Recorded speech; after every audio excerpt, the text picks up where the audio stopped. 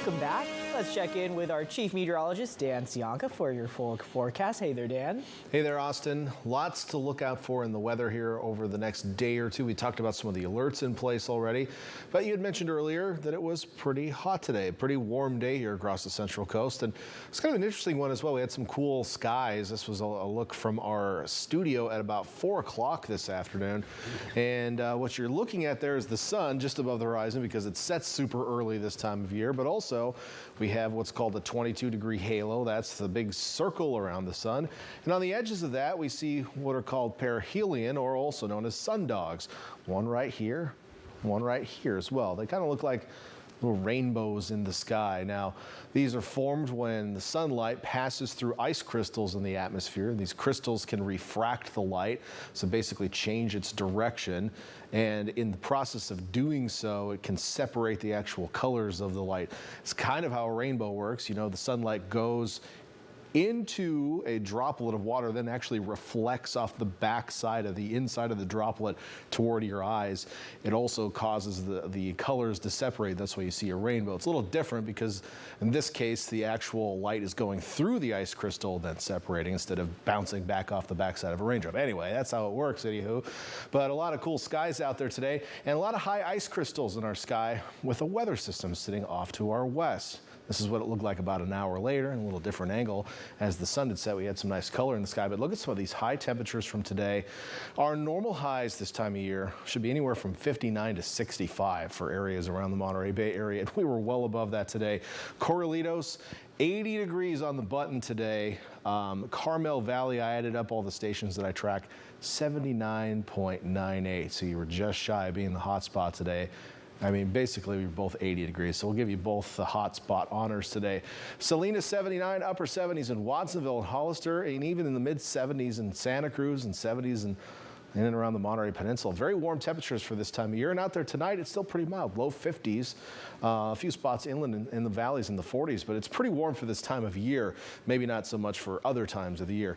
We'll keep those mild temps overnight, and clouds will be on the increase with a mix of high and low clouds. Those low clouds could come in the form of some fog, so something to keep in mind into tomorrow morning. Now, we've been talking about this weather system on the way, so where is it? Well, we have the high clouds ahead of it right now, but as you can see, we've got the actual frontal boundary right here, just starting to get close to Northern California. Late tonight, we're starting to see some precipitation working its way up toward the Redwood Coast, I suppose. Now, the actual frontal boundary will reach us tomorrow, so let's talk about how that works out and go straight to our future tracker. Overnight tonight, the model not really showing the low clouds until like 7 a.m., but they're already there, so just imagine. Use your imagination. It'll be here. Patchy fog, low clouds to wake up tomorrow morning. And then the frontal boundary approaches around lunchtime. We'll see some precipitation working first into western Santa Cruz County. And then between about noon and 2 o'clock, we'll see the rain reaching most areas around the bay. I'm happy we just finally got a new model run in. I've been showing this model all day, but it hasn't really been, how should we say, up to what I was expecting to happen. This actually looks like what I'm expecting to happen tomorrow. So finally, it's on track, but here we go. So this is 1 o'clock. We're seeing widespread light to moderate precipitation around the bay, mostly on the north side of the bay.